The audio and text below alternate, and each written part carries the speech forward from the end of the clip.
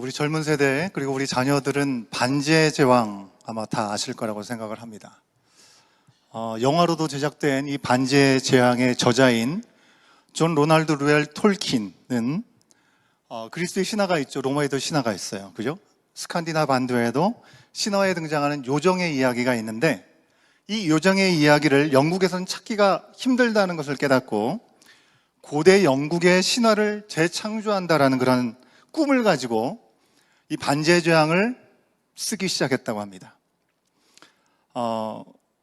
이 글을 적기 위해서 그 나라, 그 세상을 만들어야 됐잖아요.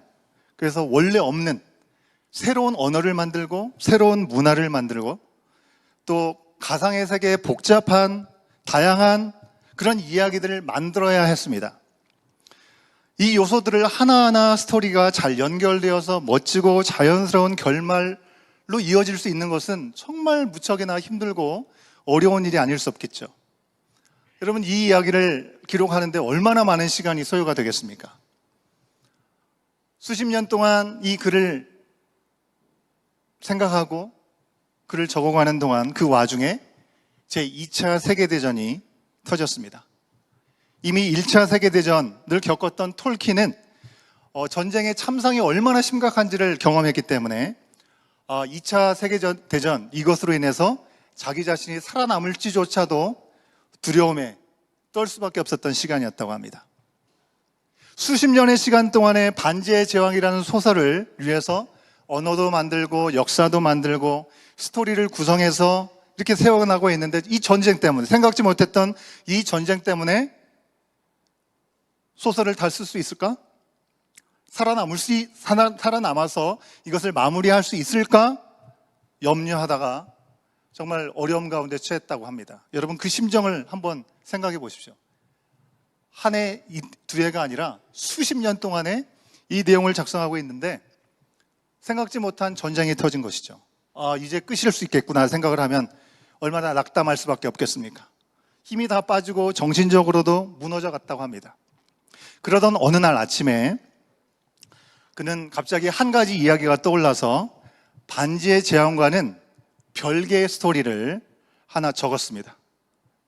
그 책의 이름을 니글의 이파리라는 제목으로 글을 쓴 것이죠. 니글의 이파리라는 그런 책입니다. 반지의 제왕은 알아도 이 니글의 이파리는 잘 모르실 것 같아요. 많이 알려져 있지 않기 때문에 간단하게 제가 여러분에게 이 시간에 소개해 보도록 하겠습니다. 이 글 속의 주인공 이 니글은요, 화가였습니다. 이야기 속에 이 사람은 이 죽는 날이 별로 멀지 않았던 그런 사람이었습니다. 그에게는 죽기 전에 꼭 그리고 싶은 그림이 하나 있었는데요, 멋진 나무 한 그루를 그리고 그 나무 뒤에 산들로 펼쳐진 멋진 세계가 아우러져서 이렇게 보여지는 참으로 아름다운 그림 하나를 만들고 싶었던 것이죠. 니글이 이 그림을 그리기 시작했는데 좀처럼 진도가 나가지 않는 것입니다. 나무와 멋진 배경, 그것을 그려야 하는데 이파리 하나를 그리는데 너무나 공을 들이다 보니까 진도가 도무지 나가지 않는 것이죠. 이파리 하나에 음영을 넣고 그리고 광택을 넣고 이슬이 맺힌 것까지 아주 구체적으로 그리려니 시간이 계속 지연될 수밖에 없었던 것이죠. 아마 완벽주의자가 아니었나 생각을 해봅니다. 열심히 그림을 그렸는데 아직 이파리 하나 제대로 그리지 못한 것입니다. 게다가 이 사람이 마음씨가 너무나 따뜻해가지고 주변에서 이웃들이 뭔가 도움을 청하면 그것을 모른 척 할 수가 없었던 것이죠. 그래서 뭔가 도와달라고 하면 자기가 그림을 그리던 그 작업을 멈춰놓고 그 사람들의 필요한 일들을 도와준 것입니다. 어쩌면 그 일들은 아주 소소한 작은 일들이었겠지만 이것이 한두 가지가 아니고 잡다한 것들이 이제 계속 모이다 보니까 작품은 진도가 나가지 않은 것이죠. 착한 이 니글은 어느 날 밤에 자기가 건강이 좋지 않은 상황이었는데 또다시 이웃을 도와야 돼서 빗길을 달려서 의사를 찾아갑니다. 의사를 부르러 갔다가 돌아오는 길에 아주 심하게 독감에 걸려서 죽음에 이르게 되는 것이죠. 여러분, 이 이야기는 실화가 아닙니다. 여러분, 너무 심각하게 듣지 않았으면 좋겠고, 짧은 소설인데요. 독감으로 죽음 앞에 선 이 니글은 이 죽음의 사자를 만나게 되는 것이죠. 이제 세상을 떠나게 되는 순간이 온 것입니다. 그때 니글은 울면서 소리를 쳤대요. 제발 아직 완성하지 못했단 말이야. 니글은 죽은 후에 이 니글의 그림은 이 마을의 갤러리에 잘 보이지도 않는 구석에 잎사귀라는 글로 제목을 붙여서 외롭게 홀로 남아 있었습니다. 여러분, 이 소설 속의 니글처럼 이 자리에 앉아있는 우리 모두도 어쩌면 꿈과 소원을 다 가지고 계실 거예요. 그런데 그 꿈과 소원이 이루어지지 않아서 언젠가 우리가 하나님 품에 갈 때 내가 정말 아무것도 이룬 것이 없구나, 어떡하지? 라고 생각해 볼 수 있을 것 같습니다. 여러분이 저를 어떻게 보실지 모르겠지만 저도 이제 갱년기에 접어들어서 가끔은 이제 제가 그동안 뭘 했나 이런 생각이 가끔씩 들 때가 있습니다. 분명히 주님 앞에 순종하면서 말씀대로 살아가려고 실험하고 여기까지 달려온 것 같은데 그 결과가 늘 좋았던 것은 아니었던 것 같아요. 때로는 이 니글의 작품처럼 나무를 꿈꾸면서 그림을 그리는데 이파리 하나도 제대로 완성하지 못한 느낌이 저한테 들 때도 있습니다. 그런데 이 니글의 이야기는 여기서 비극적으로 끝나는 게 아닙니다. 그가 하늘나라에 가요. 하늘나라에 갔을 때 그렇게도 그가 머릿속에서 그리고 싶었던 커다란 나무, 머릿속에만 있고 실제로는 그림의 화폭에 담지 못했던 그 나무, 큰 나무가 그림이 아닌 실물로 눈앞에서 하나님 나라에서 보게 된 것입니다. 세상에서는 그렇게 완성하려고 해도 하지 못했지만 결국 그러지 못했던 나무가 영원한 참된 세계에서 살아서 즐길 수 있는 실제가 되었다는 것을 감격하면서 말했습니다. 와, 이건 선물이네 라고요. 여러분, 독실한 가톨릭이었던 이 톨킨이 자신이 이 세상에서 오랜 시간 동안 최선을 다했지만 어쩌면 이룰 수 없을지도 모르는 이 반지의 제왕 때문에 고민하다가 나온 이야기인 이 니글의 이파리. 이것은 이 땅에서 우리가 하는 일들이 비록 아무리 작아 보이고 사람들에게도 별 볼 일 없어 보일지라도 영혼의 관점에서 보면 결코 그렇지 않을 수 있다는 것을 우리 가운데 보여주는 것 같습니다. 여러분, 하나님께서 우리 가운데 주신 각자에게 주신 은사와 소원대로 부르심의 자리에 우리가 쓰임받다 보면 이 땅에서 우리가 남기는 것이 과연 무엇일까? 정말 아무것도 아니구나라고 생각이 들지 몰라도 하나님 안에서는 결코 헛되지 않다고 하는 것입니다. 우리가 원대한 꿈을 이룰 힘이 우리 가운데는 없습니다. 하지만 그 일을 이루느냐 아니냐는 우리의 몫이 아니라 하나님의 손에 달렸기 때문에 그렇습니다. 제가 오늘 말씀을 전하기에 앞서서 이 니글의 이파리에 대한 이야기를 길게 좀 얘기를 했는데 오늘 말씀의 주제에 아주 긴밀하게 연결된 부분이 있기 때문에 그렇습니다. 오늘 말씀은 선지자 이사야가 하나님의 부르심을 받는 소명장으로 우리에게 잘 알려져 있는 아주 유명한 이야기입니다. 특히 이사야 6장 전체의 이야기나 어떤 상황은 우리가 다 모른다 하더라도 6장 8절에 있는 말씀은 우리가 어찌 보면 들어보거나 묵상하는 분들이 아마 많이 계실 것입니다. 하나님께서 내가 누구를 보낼까?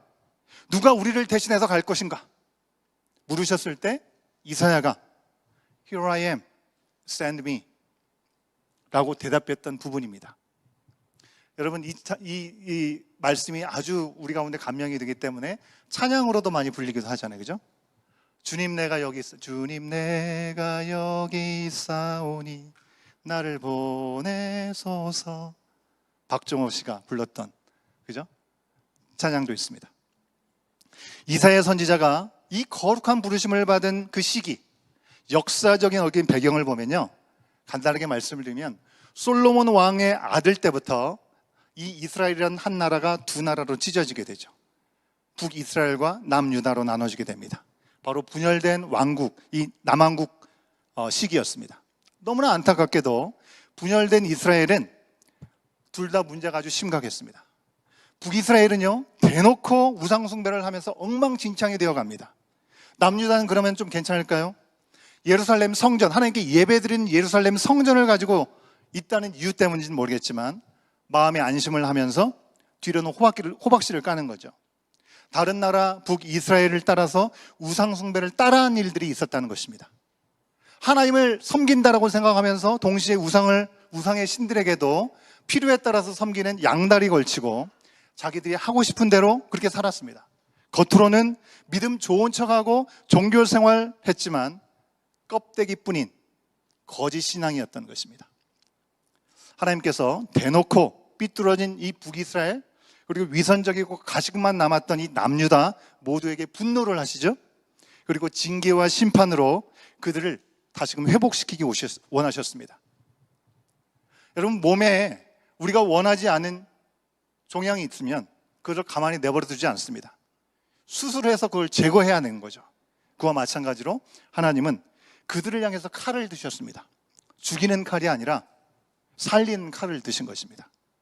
이사야 1장 1절 말씀에 보면 이사야는 무려 4명의 왕이 지나가는 시간 동안에 하나님의 부르심을 받아 선지자로서의 사역을 했습니다. 한번 확인해 볼까요? 이사야서 1장 1절 세 번역으로 우리 같이 크게 한번 읽어보도록 하겠습니다. 함께 읽습니다. 시작. 이것은 아모스의 아들 이사야가 유다 왕 우시야와 요담과 아하스와 히스기야 시대에 유다와 예루살렘에 대하여 본 이상이다. 이사야가 선지자로 사역을 시작한 우시야, 이 우시야 왕 때는 처음에는요 시작이 좋았습니다. 괜찮았습니다.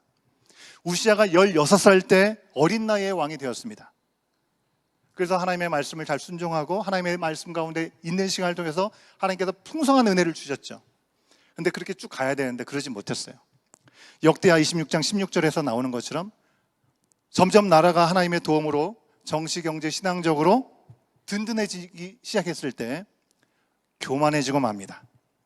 그래서 하나님께서 세우신 그 질서를 어겨버리고 자기가 하고 싶은 대로 행동하게 되는 것이죠. 저번에 한번 말씀을 드린 적이 있는데 내용을 아마 아실 겁니다. 여러분, 왕이니까 왕에게는 브레이크가 없잖아요. 그죠? 왕은 하고 싶은 대로 다 할 수 있습니다. 그럴 것 같지만 하나님의 백성이 이스라엘의 왕은, 진정한 왕은 여호와 하나님이시죠. 진정한 왕이신 하나님께서 이스라엘에게 일찍이 알려줬던 분명히 중요하게 지켜야 될 질서가 있었습니다.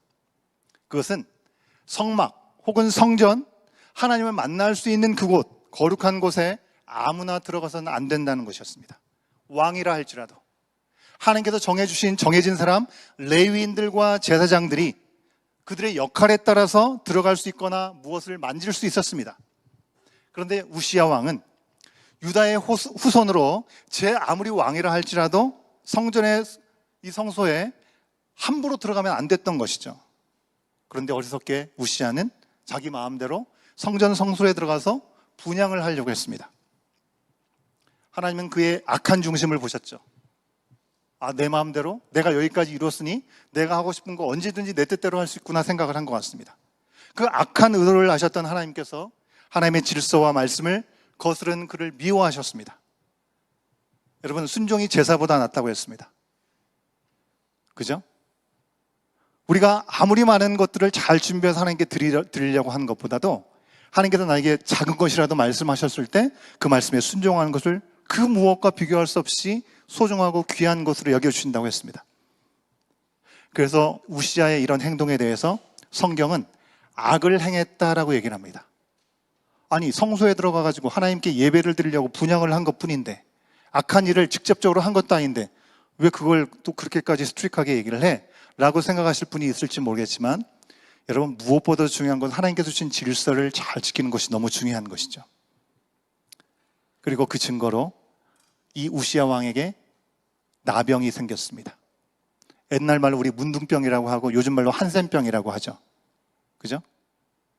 영어로 하면 레프로시. 52년이라는 긴 시간 동안에 다스리고 번성기도 누렸던 이 우시야였지만 그의 말년은 이 나병으로 격리된 채 생을 마감해야 했습니다. 정말 쓸쓸한 그런 엔딩이죠. 여러분, 오늘 말씀 6장은 이 시기에, 바로 이런 시기에 하나님의 특별한 계시를 받았던 이사야의 소명에 대한 이야기를 하고 있습니다. 6장 1절 말씀을 우리가 세 번역으로 확인해 보도록 하겠습니다. 같이 읽어볼까요? 시작. 우시야 왕이 죽던 해 나는 높이 들린 보좌에 앉아 계시는 주님을 배웠는데 그의 옷자락이 성전에 가득 차 있었다. 언제 부름을 받았대요? 우시야 왕이 죽던 해. 하나님의 말씀, 하나님의 질서를 자기 마음대로 어겨서 나병에 걸려가지고 혼자 독방 생활하다가 죽은 것이죠. 그 죽던 해. 세상에 강력한 왕이 스스로 몰락하여 쓸쓸히 죽고 유다가 위기에 빠진 상황 가운데 이사야 선지자는 부름을 받았습니다. 여러분, 우리도 기도하거나 말씀을 듣거나 또 찬양을 드릴 때 꿈속에서 하나님을 경험할 때가 있습니다. 성령의 임재와 감동을 느낄 때가 있습니다. 하지만 오늘 말씀의 이사야처럼 하늘 보좌의 천사들이 찬양을 하는데 영광스럽게 거기에 거하시는 하나님을 직접 보는 일은 참 드문 일이죠. 이사야 때는 때가 아주 심각한 때이기 때문에 하나님께서 자신의 모습을 드러내주시면서 강력하게 나타나셨다는 것입니다. 제가 가끔 말씀을 드리는데 선지자들이 등장하고 예언자들이 등장할 때 정말 놀라운 기적과 이런 일이 과연 가능할까 하는 역사들이 일어나죠. 그런 일들이 우리 가운데도 일어나 보면 너무 좋겠다고 생각을 하지만 이런 반면에 그런 일들이 일어날 정도로 그 시대가 악했기 때문에 그렇게까지 보여주시는 것입니다. 그냥 말해서 들으면 얼마나 좋아요. 말을 하고 들려주고 데리고 가서 보여줘도 도무지 듣지 않는 거예요. 그러니까 하나님께서 직접 사람을 보내셔가지고 직접적으로 얘기를 하시는 것이죠. 여러분, 하나님의 은혜와 이 영광은 우리 가운데 이미 주어진 이 말씀만으로 충분히 나타날 수 있는데 읽지도 않고 듣지도 않고 들어도 더 반항하고 제멋대로 하니 하나님께서 예언자를 보낼 수밖에 없었던 것이죠. 이처럼 이사야에게 하나님의 매우 강력한 은혜가 나타났습니다. 하나님은 영이시기 때문에 사람의 눈으로 볼 수 없죠. 그런데 우리가 사람의 상식으로 이해할 수 있게끔 그 수준으로 내려오셔가지고 하늘 보좌에 좌정하신 모습으로 보여주신 것입니다. 항상 하나님이 그런 모습으로 계시겠습니까? 우리들이 이해하고 받아들일 수 있는 모습으로 우리 가운데 보여주신 것이죠. 이사야에게 보여주신 것입니다. 이사야에게 나타나신 하나님의 임재와 부르심은 결코 흔한 일이 아닙니다. 특별한 상황이었습니다. 하지만 그 부르심의 과정에서 나타나는 일들을 보면 여러분, 우리는 하나님의 부르심에 관한 중요한 부분들을 확인할 수 있습니다. 우리를 부르신 하나님은 어떤 하나님이시냐? 첫 번째, 한번 따라하겠습니다. 죄인을 찾아오시는 하나님. 이사야를 부르는 가운데 찾아오셨던 그 하나님은 누구든지 죄인을 찾아오시는 하나님이라는 것입니다. 여러분, 이사야가 하나님을 대면했을 때 주님 정말 오래 기다리고 있었습니다. 왜 이제 나오셨나요? 그렇게 하지 않았습니다. 그는 부르짖으면서 외쳤습니다. 6장 5절 말씀을 같이 한번 확인해 볼까요? 6장 5절입니다. 시작. 나는 부르짖었다. 재앙이 나에게 닥치겠구나. 이제 나는 죽게 되었구나. 나는 입술이 부정한 사람인데 입술이 부정한 백성 가운데 살고 있으면서 왕이신 만군의 주님을 만나 뵙다니. 여러분, 우리가 하나님 만나보기 원하잖아요. 그죠? 하나님 봤으면 너무 좋겠다고 생각하잖아요.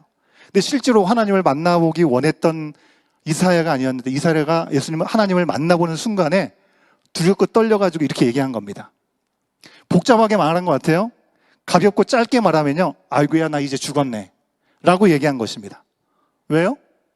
거룩하고 영광스러운 하나님 앞에 아무 자격도 없고 죄에 물든 세상에서 이 죄에 흠뻑 젖은 자기의 더러움을 볼 수밖에 없는데 그런 자기가 하나님 앞에 섰기 때문에 그런 것이죠. 여러분, 우리가 누가복음에 보면 어부였던 이 베드로가, 그죠? 밤이 맞도록 자기의 나와버리라고 할 수 있는, 그죠? 갈릴리 호수에서 그물질을 얼마나 오랫동안 하고 잘 알고 있습니까? 근데 밤이 맞도록 그물질을 했는데 하나도 못 잡았어요. 근데 이 고기를 잡는 거하고는 전혀 상관없는 예수님께서 깊은데 그물을 내려라. 아유, 내가 다 해봤는데 무슨 소리 하세요? 하고 안 했으면 큰일 날 뻔했죠. 그 말씀을 순종해서 그물을 내렸을 때 그물이 찢어지도록 고기를 잡게 되었고 그 예수님 앞에 섰던 이 베드로가 뭐라고 얘기합니까? 저랑 동업하십시다 예수님, 이렇게 얘기합니까? 뭐라고 얘기해요? 주님, 나에게서 떠나주십시오. 나는 죄인입니다 라고 얘기를 합니다. 하나님의 위엄과 권위를 보게 된 것이죠. 정말 나는 너무나 보잘것없고 나는 죽을 수밖에 없는 죄인이라는 것을 봤기 때문에 그 자리에서, 감격적인 자리에서 나를 떠나주십시오 라고 얘기를 합니다. 아무렇지도 않게 웰컴하지 않았다는 것입니다. good to see you 라고 얘기하지 않았다는 것입니다. 여러분, 심지어 이사야에게는요, 아직 하나님이 아무 말씀도 하지 않으셨어요. 이사야에게. 근데 그 셀프로 부르짖으면서 나는 이제 죽었구나 하고 있는 것입니다. 왜요? 아까 말씀 봉독에서 보고 들었으셨듯이 주님이 높이 들린 보좌에 앉으셔서 그 옷자락이 성전에 가득하고 천사들의 소리가 거룩하다 거룩하다 거룩하다 찬양하고 있는 상황입니다. 그 위험 앞에 눌릴 수밖에 없겠죠. 그 노랫소리 그 자리에서 흔들리고 성전에는 연기가 가득 찼다고 얘기를 합니다. 여러분, 상상만 해도 그냥 무릎이 꿇어지는 그런 자리일 것입니다. 여러분, 우리도 만약에 오늘 밤에 갑자기 우리가 주님 앞에 서게 된다면 어떨까요? 우리가 여기까지 주님을 잘 믿고 십자가의 보혈 속죄받은 그 은혜 가운데 살아왔습니다. 하지만 내가 매일매일의 삶 가운데 했던 나의 행동과 나의 말과 그리고 내 속에 품었던 그 마음을 생각하면 하나님 앞에 부끄러울 수밖에 없지요. 이사야도 이전에 이미 하나님의 부르심을 받은 시간이 있었습니다. 그런 선지자였습니다. 이 특별한 임재의 순간에 자신 있게 하나님 앞에 설 수가 없었던 거예요. 그런데 왜? 하나님은 모든 걸 아시고 그에게 찾아오시고 그의 죄를 사하는 제단의 숫까지 준비하셨던 것입니다. 여러분, 우리는 어떻습니까? 이 자리에 앉아 계신 분들은 예수님을 나의 구주로 삼고 거듭난 분들이죠. 내가 산 것이 아니라 내 안에 그리스도께 사신 것이라고 고백하고 주님을 위해서 살기를 원하신 줄로 믿습니다. 아멘도 안 하시네. 그런데 내가 주님을 믿고 주님의 뜻대로 살겠다고 하지만 여러분, 우리 안에는 여전히 옛사람의 습성이 없어지지 않습니다. 절대로 없어지지 않습니다. 여러분, 그 습성이 예수님 만나고 예수님의 사랑을 깨달았다 하더라도 옛사람의 습성은 사라지지 않아요. 여러분, 다스려져야 되는 것이라는 것입니다. 우리가 선한 일을 계획했다가도 우시야 왕처럼 결국에는 내가 뭔가를 할 수 있을 것 같네, 내가 이만큼 이루었네 라고 생각하면서 교만에 빠질 때 변질될 수가 있죠. 힘이 딸려서 끝까지 못할 때가 있습니다. 다른 사람들 보고 아유, 저럴 바에 내가 하지 말지 뭐, 시험 들어서 하다가 말 때가 있습니다. 이렇게 약하고 부족하고 때로는 숨겨진 악함까지도 우리 가운데 있어도 하나님은 이걸 다 알고 계시는데도 우리를 찾아오셨다는 것입니다. 그리고 우리의 숨은 죄와 부족함도 해결해 주시기를 기뻐하시는 분이 우리 하나님이시라고 하는 것이죠. 두 번째, 우리 하나님은요, 한번 따라하겠습니다. 우리와 동역하기를 기뻐하시는 만군의 주님. 죄인들을 찾아오실 뿐만 아니라 우리와 동역하기를 기뻐하시는 분이라는 것입니다. 6장 8절 말씀을 같이 읽겠습니다. 시작. 그때 나는 주님께서 말씀하시는 음성을 들었다. 내가 누구를 보낼까? 누가 우리를 대신하여 갈 것인가? 내가 아뢰었다. 제가 여기 있습니다. 저를 보내어 주십시오. 아멘. 앞서 말씀했듯이 아무런 자격도 없는 사람을 통해서 하지 않으시고요, 하나님이 직접 하시면 훨씬 더 잘하실 수 있는데도 사람을 통해서 일하시고 사람과 함께 일하기를 기뻐하신다고 말씀하십니다. 다행히 이사야는 하나님께서 부르실 때 바로 응답을 했죠. 물론 왜 그렇게 바로 응답했는지 바로 그 다음에 이유가 나오죠. 죄는 그를 찾아오셨잖아요. 그 권능과 위엄의 하나님께서 자신의 죄를 용서해 주셨음을 알기 때문에 거절할 수 없었던 것이죠. 부인할 수 없었던 것입니다. 근데 거기서 나아가서 아무런 자격이 없는 자신을 그냥 그래, 내가 너 괜찮아, 용서해 줄게, 그런 정도가 아니라 나 너랑 같이 일하고 싶어, 동역하신다라고 말씀하시니 얼마나 큰 은혜입니까? 여러분, 우리가 하나님의 부르심을 받아서 쓰임받다가 힘들고 지치고 쓰러질 때가 분명히 있습니다. 우리 정원지기들도 그럴 때가 있으시겠죠. 내가 열심을 힘을 다해서 하는데 너무 말을 안 따라주고 뭔가 내 의도대로 되지 않을 때 나는 아닌가 봐, 이런 생각이 들 수 있습니다. 그럴 때 우린 기억해야 됩니다. 하나님이 자격 없는 나를 찾아와 주셨다는 것, 나의 죄를 아시고 나를 버리지 않고 용서하는 것을 더 기뻐하셨다는 것, 용서하기만 하는 정도가 아니라 나를 동역자로 삼아 주신다고 하는 것. 여러분, 이런 은혜와 우리의 감격이 없이 여러분 눈앞에 있는 대가와 어떤 보상을 받아서는 금방 넘어지고 금방 주저앉을 수밖에 없습니다. 주님의 나라와 의를 위해서 일하는 것은 결코 쉽지 않습니다. 여러분, 제가 앞서 말씀드렸던 니글처럼 멋진 나무 한 그루를 그리고 싶은데 이파리 하나 끝내지 못한 어쩔 줄 모르는 그런 사람처럼 우리는 매 순간 힘겹고 지치고 쫓겨가는 삶을 살 수밖에 없다는 것입니다. 그런 우리를 우리 주님께서 찾아와 주셨습니다. 이런 하나님의 부르심에 이미 전제되어 있는 그 은혜를 우리가 기억하면서 하나님께서 우리와 함께 동역하기를 원하신다는 사실들이 얼마나 영광스러운 일인지를 또 기억한다면 우리도 이사야처럼 대답할 수 있지 않을까요? 네, 주님, 저 여기 있습니다. 무엇이든지 주님께서 원하시는 대로 제가 할게요. 세 번째, 안 들을 걸 너무나 분명히 알고 있는데 보내시는 하나님이십니다. 9절 말씀을 같이 한번 읽어볼까요? 9절입니다. 시작. 그러자 주님께서 말씀하셨다. 너는 가서 이 백성에게 너희가 듣기는 늘 들어라. 그러나 깨닫지는 못한다. 너희가 보기는 늘 보아라. 그러나 알지는 못한다고 일러라. 이게 무슨 말이에요? 길거리에서 이사야를 불러가지고 전하라고 했는데 네가 전해도 그 사람들은 듣지 못할 거고 깨닫지 못할 것이고 그렇게 하지 못하게 할 것처럼 말씀을 하고 있는 것처럼 들리죠. 사람들이 잘 듣고 구원받으면 얼마나 좋겠습니까? 한 번에 얘기했는데 딱 돌아오는 거죠. 근데 이 사람들은 듣지만 깨닫지 않습니다. 보아도 알지 못한다고 하셨습니다. 하나님이 일부러 완악하게 그들을 만드셔가지고 듣지 못하고 깨닫지 못하게 하실 것일까요? 그런 마음을 가졌을 때 돌이킬 수 있도록 애써서 그렇게 하지 않고 내버려 두신 것을 이렇게 표현한 것이죠. 이스라엘을 통해서 하나님의 심판 소식이 들을 때 듣고도 더 거부하고 악하게 굴 것을 이미 다 알고 계셨습니다. 그럼에도 불구하고 왜 이스라엘을 굳이 부르셔가지고 그에게 소명을 주시고 보내시는 것입니까? 이유는 간단합니다. 첫 번째는요, 하나님이 세상을 너무 사랑하셨어요. 진노와 심판 가운데 구원받기 원하시기 때문에 썩어 없어지고 치워버릴 세상이지만 하나님 앞에서는 회복해야 될 대상이었다는 것입니다. 그래서 굳이 번거롭게 거룩한 씨 예수 그리스도를 이 땅에 보내셔서 그분을 통해서 거룩한 그릇터기를 남기기 위해서 굳은 땅 같은 그들 가운데 이스라엘을 보내신 것입니다. 혹 그들이 돌아오지 않는다 할지라도 앞으로 오는 심판에 대해서 분명하게 하나님께서 허락하신 일들임을 그들에게 이야기하는 걸 통해서 어쩌다 보니까 우연히 이런 어려움을 경험하게 되었네. 그게 아니라 하나님의 예정된 심판이라는 것을 알려주기 위해서 그를 보내신 것입니다.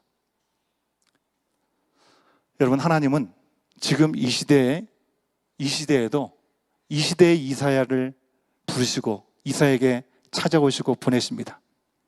우리가 대단해서가 아니라 하나님이 위대하시고 완전한 구원을 이루기 위해서 우리에게 찾아오시고 우리를 불러주시고 우리 가운데 명령해 주시는 것입니다.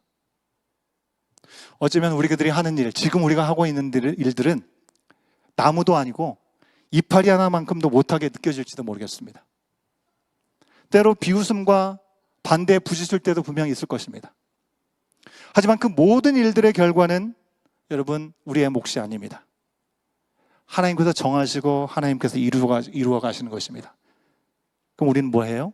우리가 할 일은 하나님께서 찾으실 때 Here I am, send me 라고 응답하고 하나님의 복음을 때를 얻든지 못 얻든지 전하는 것입니다. 거룩한 싹이 되신 예수 그리스도, 그분으로 새 사람을 입게 된 우리들이 지금 이 자리에 모여서 함께 예배드리고 있습니다. 이 땅에 거룩한 그릇터기로 쓰임받기를 바라시면서 오늘도 우리를 부르시는 그 주님 앞에 우리는 어떤 마음으로 주님 앞에 서야 되겠습니까? 찬양팀은 나오시면 좋겠습니다. 오늘 여러분들에게 오늘 말씀과 관련된 적용 질문을 2개 드렸는데요. 이 적용 질문을 여러분 스스로에게 질문을 하고 가능하다면 정황 가족들과 함께 나누시기 바랍니다. 주님이 일하시고 주님이 이루실 줄 믿습니다. 오늘의 적용 질문은 예수님의 복음을 전했을 때 거절당하거나 무시당했던 경험이 여러분 가운데 있으십니까? 그런 경험 후 어떻게 대처를 하셨습니까? 생각해 보십시오. 하나님께 받은 은혜와 부르심을 기억하면서 지금 내가 복음을 전해야 될 사람이 있다면 그가 누구일까요? 그 사람을 위해서 지금 나는 무엇을 준비하고 어떤 방법으로 복음을 전할 수 있겠습니까?